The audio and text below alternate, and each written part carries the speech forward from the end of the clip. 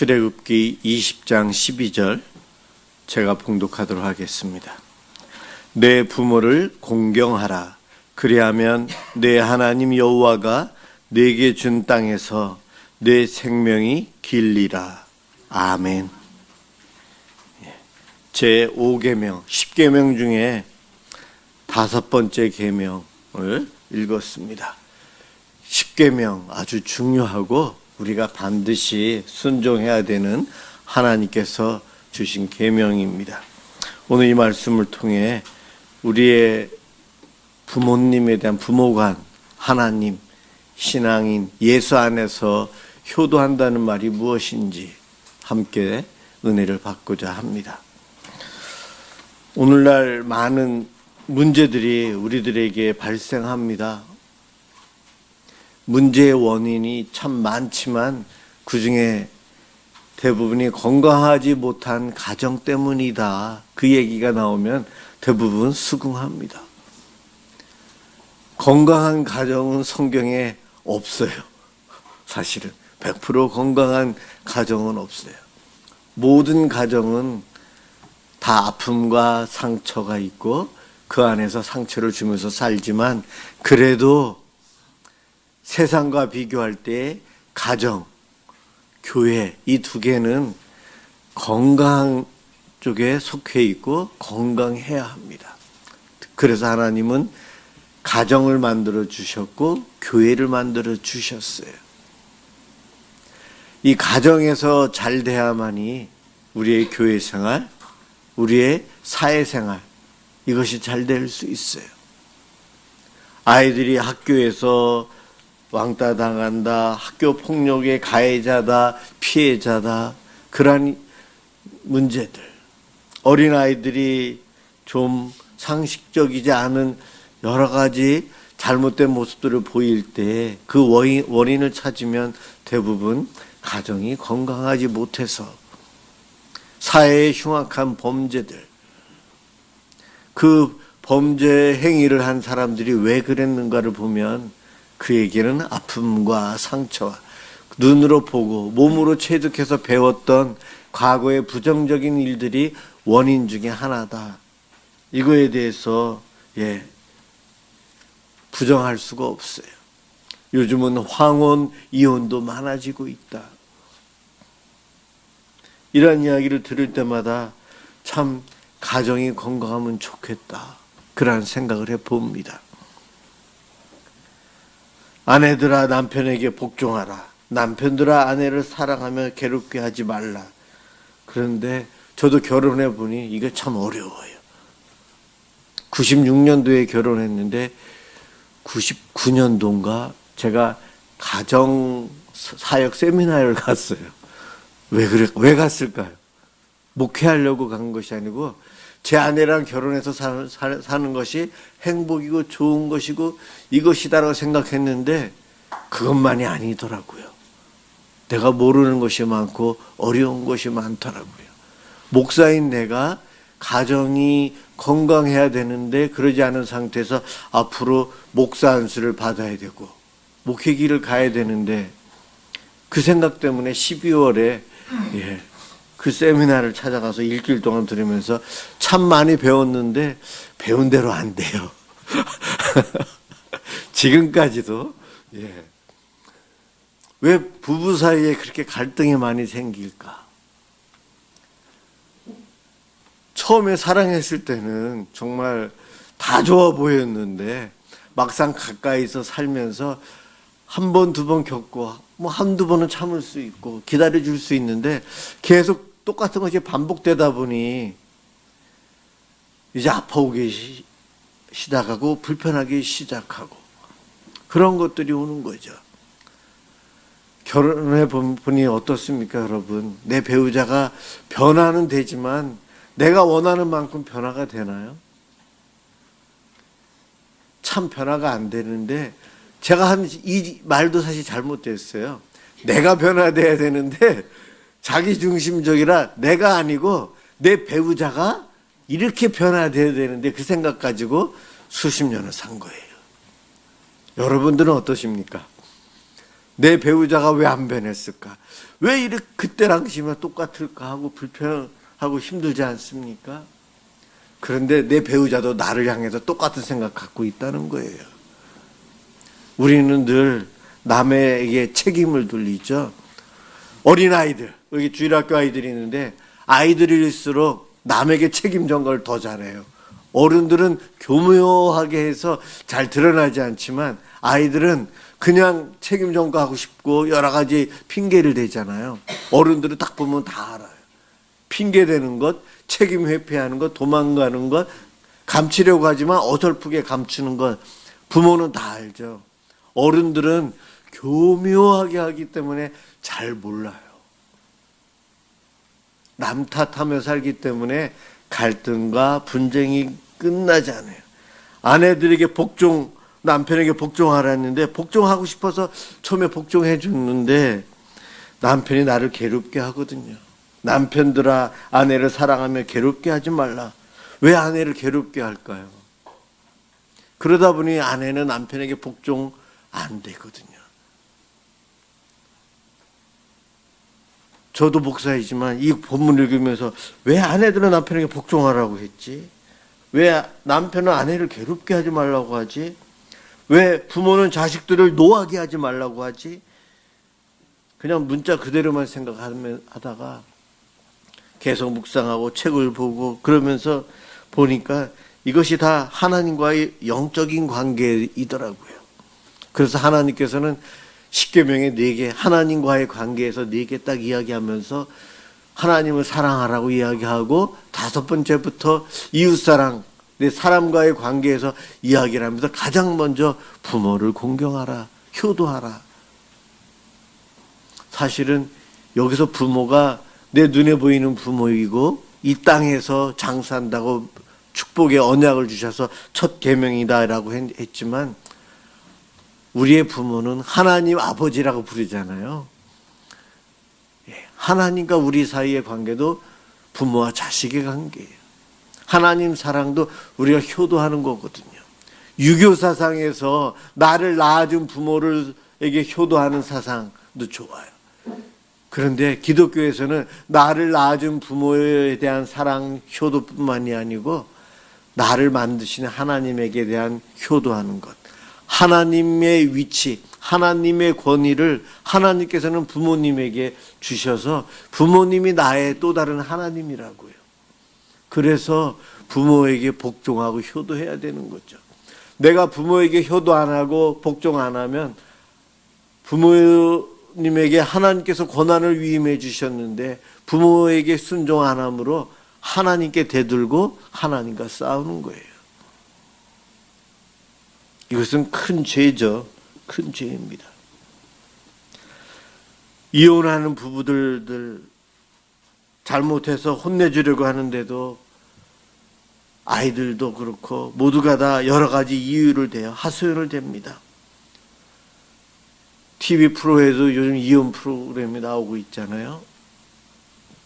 제3자 입장에서 보면 사람들은 다 괜찮은 사람이고 인정받는 사람이고 그런데 부부 사이에서만 그렇게 제3자가 봐도 이해 안 될 일 가지고 싸우고 고집부리고 힘들어하고 살아요.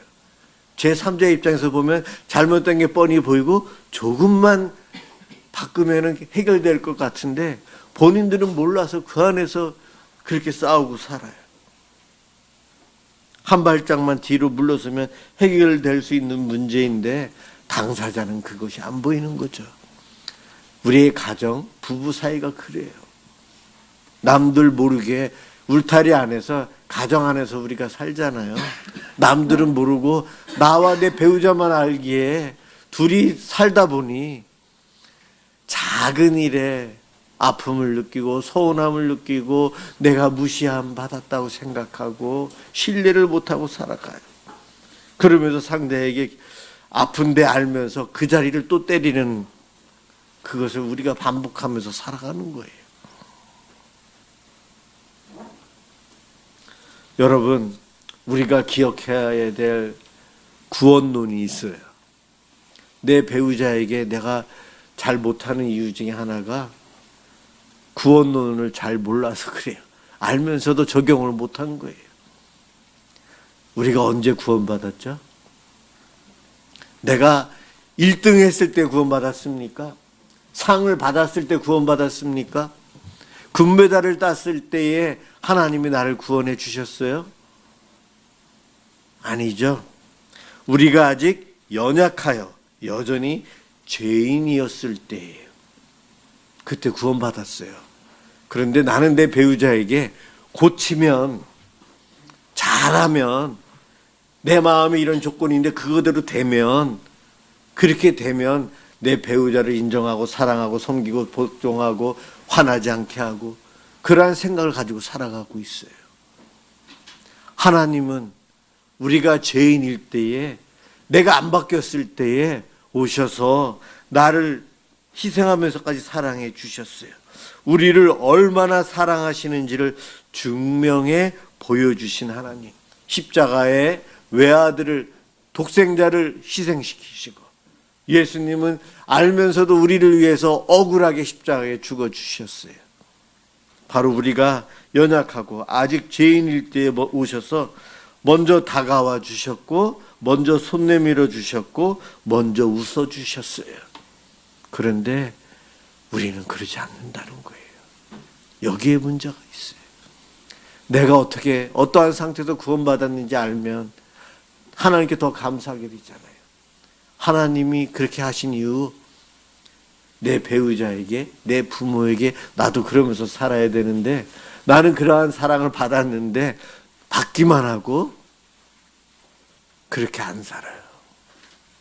그래서 십계명에서 하나님을 사랑하라 하면서 막 그 다음 내놓는 것이 부모님을 사랑하라 하면서, 하나님을 사랑하는 모습 그대로, 내가 죄인이었을 때 구원해 주신 하나님을 사랑하는 모습 그대로를 부모님에게 사랑하라고 하는데 우리는 그렇게 못하고 살아가요.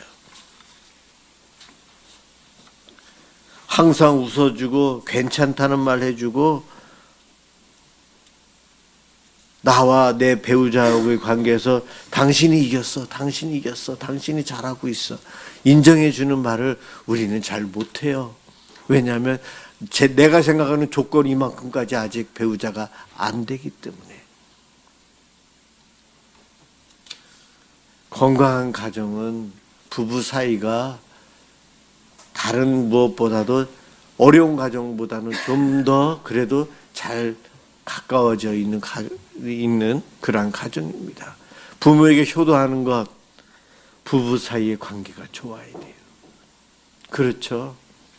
부모님 앞에서만 부부가 사랑하는 척하며 살아가는 것 안 좋죠. 이혼하고 갈등이 있고 부모님이 얼마나 괴로워하시겠어요.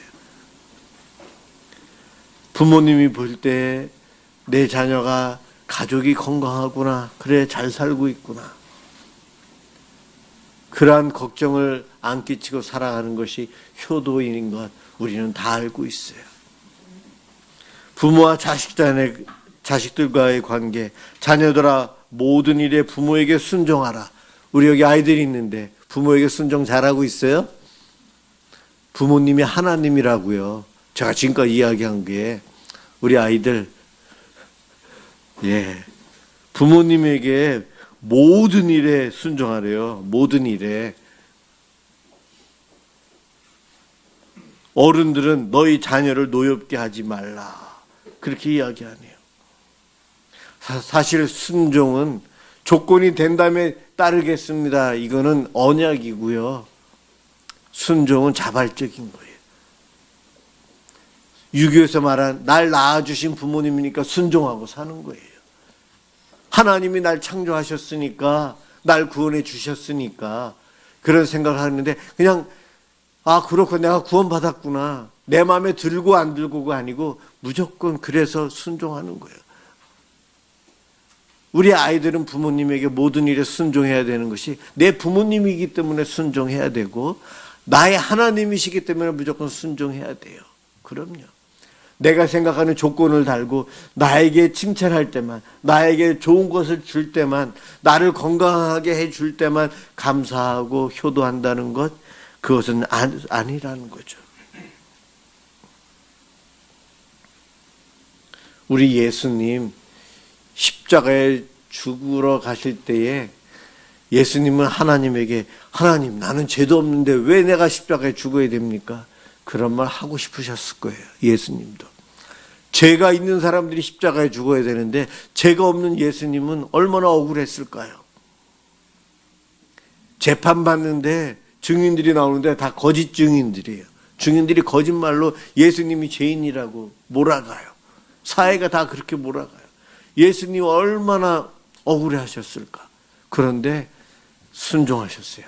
아무 대답 안 했어요. 나 억울해요. 그러지 않았어요. 화내지도 않았어요. 왜 그랬을까요? 하나님이 예수님에게 넌 인류의 모든 사람을 구원하기 위해서 저들 대신 십자가에 죽어야 돼.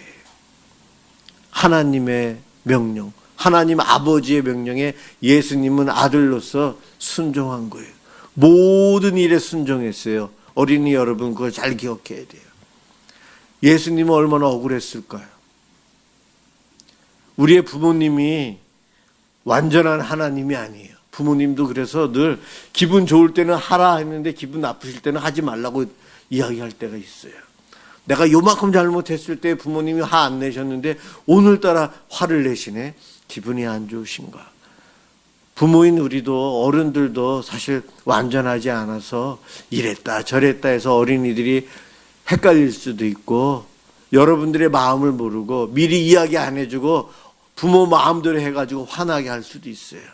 그렇지만 어린이들은 내 부모가 하나님이라는 생각 속에 모든 일에 순종해야 돼요. 예수님처럼. 예수님은 하나님께 대들지 않았어요. 대드는 것 큰 죄예요. 어린이 여러분들 기억하셔야 돼요. 그런데 이 자리에 있는 부모님인 여러분, 자녀를 아비들아 너희 자녀를 노엽게 하지 말라. 자녀들을 노엽게 하지 말래요. 자녀들이 화가 나면 부모에게 대들잖아요. 그러면 어떻게 되죠? 조금 전에 이야기한 부모에게 화를 낸 거예요. 부모 말에 불순종하는 거예요. 그 이야기는 하나님께 대드는 거예요. 부모가 잘못해서 내 자녀가 나에게 화를 내는 순간 하늘나라 재판정에서는 내가 사랑하는 내 아들이 나에게 화를 내는 순간 하나님은 내 아들에게 너 지옥과 감옥 가서 10년 살아 벌을 하시는 거예요. 내 자녀가 불효하게끔 분노하게끔 만드는 것은 불효하게 만드는 거라 부모인 내가 내 자녀를 해야 하는 거예요. 그래서 자녀를 노엽게 하지 말라고 합니다. 내 자녀가 화가 나서 부모님께 늘 순종하고 착하던 애가 삐딱해지고 부모의 잘못으로 아이들이 화가 나가지고 가서 무언가를 깨트리고 집을 나가고 부모인 우리가 잘못해서 그럴 때가 있어요. 그냥 아이들 잘못이 아니고 아이들이 영적으로 하나님 앞에 큰 벌을 받는 죄를 짓게 돼요. 그래서 우리 부모인 우리들은 더 책임감을 갖고 내 아이들에게 내 기분대로 이랬다 저랬다 하지 않기 위해서 최대한 노력해야 돼요. 바르게 선을 긋고 그 안에서 바르게 가르쳐야 돼요. 그런데 이 설교하는 저도 잘 못하죠. 그렇지만 우리는 노력해야 돼요. 부모로서. 부모라고 일방적으로 소통하지 않고 요구만 하는 것 정말 요즘 자녀들은 이해가 안 되고 화내는 것 당연해요. 아이들이 화낼 때에 부모인 우리도 속상하지만 아이들이 화를 내서 부모에게 대들면 불효하기에 하나님의 진노가 내 자녀에게 임한다는 거예요. 우리는 이것을 기억하고 자녀를 사랑하고 용서해야 돼요. 어린이 여러분, 하나님과 제일 닮은 분이 누군지 아세요? 우리의 엄마 아빠예요. 내가 지금 살아가는 이 모습 그대로 내 친구들이나 내 주변에 있는 애들에게 화를 내고 짜증내고 떼쓰고 내 중심적으로 살면 내 옆에 있는 친구들 다 나를 피할 거예요. 그런데 엄마 아빠는 그런 나를 지금도 사랑하시고 나와 함께하고 집에서 평안히 생활할 수 있도록 부모로서 최선을 다하고 있어요. 마치 우리가 하나님 앞에 늘 죄를 짓고 살아가는데도 하나님은 우리를 용서해 주시고 너 회개해야 돼. 너 힘들지. 너 그래서 이렇게 울고 있는데 너 내가 보호해 줄 테니까 좀 안식해. 하나님은 죄를 짓고 힘들어하는 우리들을 위해서 벌하시기보다 우리가 회복되기를 바라시고 계세요. 하나님이 우리를 사랑하는 모습이 바로 어린이 여러분의 엄마 아빠가 나를 용서하시고 사랑하는 모습이에요. 혹시 이번 주에 어린이 여러분 엄마 아빠한테 떼쓰고 화낸 적 있어요? 엄마 아빠한테? 우리 여기 성도 여러분 연로하신데 부모님에게 화내셨어요? 하나님께 화를 낸 거예요. 사실은 내 엄마 아빠는 실수도 하시지만 늘 죄 가운데 있는 나를 용서해 주시고 사랑하고 나에게 최대한 좋은 것을 주시는 분, 하나님 같은 분이 내 부모이거든요. 우린 그래서 효도해야 되고 부모에게 순종해야 되는 거예요. 유교에서 말하는 효사상과는 차원이 달라요. 하나님과 우리 사이의 관계, 이것이 얼마나 중요한지요. 그런데 오늘 이 모든 내용이 전제가 있어요. 사울의 집안은 갈수록 몰락하고 망하지만 다윗의 집은 더 든든해져요. 같은 왕이잖아요. 사울도 왕이고 다윗도 왕이잖아요. 그런데 사울의 왕은 왕의 집안인데 다 망해서 죽어요. 다윗의 집안은 말썽도 피우고 어려움 당하고 죽는 아이도 있지만은 그 왕위가 계속되면서 축복을 상징하는 가문이 돼요. 왜 그럴까요? 딱 이거 하나예요. 사울의 집은 하나님 말씀을 버렸으므로, 하나님 말씀을 버렸으므로 자기 뜻대로 살아가요. 자기 권력 가지고 살아가요. 하나님 말씀을 버렸으므로 말씀을 놓고 살아가요. 말씀을 읽지 않고 말씀에 순종을 하지 않고 세상적인 기준 속에서 돈만을, 출세만을, 좋은 것만을, 공부하는 것만을 쫓아 사는 것, 그렇게 살다 보면 사울의 집안처럼 다 망합니다. 그런데 다윗의 집안은 갈수록 흥왕해져요. 말씀대로 말씀을 먹고 살거든요. 오늘 교회에 어린이 여러분 잘 왔어요. 여러분들이 교회에 와서 예배 드리는 것, 말씀을 붙잡으려고 하는 부모님의 사랑과 헌신, 가르침이 있기 때문이에요. 이것을 전제로 해서 우리가 행복한 가정을 유지하고 나아갈 때에 하나님께서는 이 땅에서 장수함을, 오래 산다는 것은 풍족히 누리며 자기 수명대로 다 살 수 있도록 해 주신다는 거예요. 그러한 복을 약속하십니다. 우리 모두 말씀을 사모함으로 또한 서로 순종하고 사랑함으로 건강한 가정을 이루어갔으면 좋겠어요. 여러분, 문제 없는 가정은 없어요. 그런데 그 문제를 잘 해결해 가고 이겨내고 인내하는 가정이 건강한 가정이에요. 우리가 그러한 가정이 되어서 더 행복하고 안식을 누렸으면 좋겠고, 그러한 축복이 우리 모두에게 임하시길 주님의 이름으로 축원합니다. 기도하겠습니다. 주님 감사합니다. 우리 모두 이렇게 예배드리며 말씀을 붙잡고 살아가게 해주시니 감사합니다. 말씀을 듣고 배우고 순종하며 저희의 가정을 그래도 이 땅에서 부족하지만 건강하게 세워나가길 소망합니다. 하나님, 우리 성도들 가정을 지켜주시고 보호하여 주시옵소서. 다스려 주시옵소서. 선한 길로 인도하여 주시옵소서. 가정마다 아픔이 있고 상처가 있고 위기 가운데 어려움을 당할 수도 있습니다. 그러나 주님께 도움을 구하는 가정이 되게 해주시고 기도하는 가정이 되게 해주셔서 하나님께서 주시는 놀라운 복과 은혜를 누릴 수 있도록 인도해 주옵소서. 주님 고맙습니다. 오늘보다는 내일이 우리의 가정이 더 건강해지고 행복해지도록 주여 저희들에게 성령으로 지혜를 허락하여 주시옵소서.